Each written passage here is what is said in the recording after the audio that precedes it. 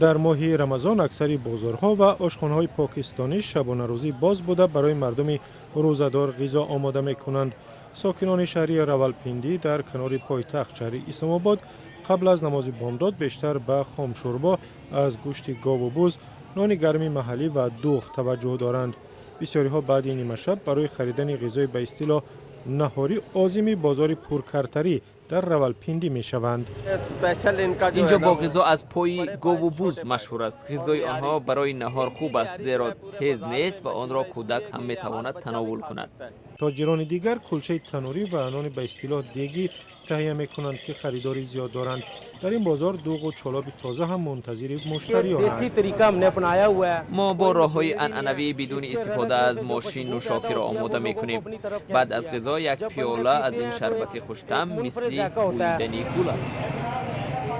در دوام روز مسلمانان راولپیندی از استعمال غذا خودداری می‌کنند، ولی با غروب آفتاب مردم با صدای بلند به افطار دعوت می‌شوند. در رمضان نرخ غذا عادتاً بالا می‌رود و سازمان‌های خیریه به افرادی که توانایی خرید غذای خوب را ندارند به پول غذا تقدیم می‌کنند. وقتی ما بسته‌های افطار را به مردم نیازمند می‌دهیم، در سیمای آنها قناعت و خوشبختی را می‌بینیم. ما هم از این حال خوشبختی احساس می‌کنیم. خدا دارایی مردم را بیشتر کند که آنها هم خیری بیشتر کنند. در زمان افطار کوچه و میدان‌های کنار بازار پرکرتری در اختیار مردم روزدار است. بعد افطار باشد وقتی قوه آزمایی کریکت آغاز می‌یابد.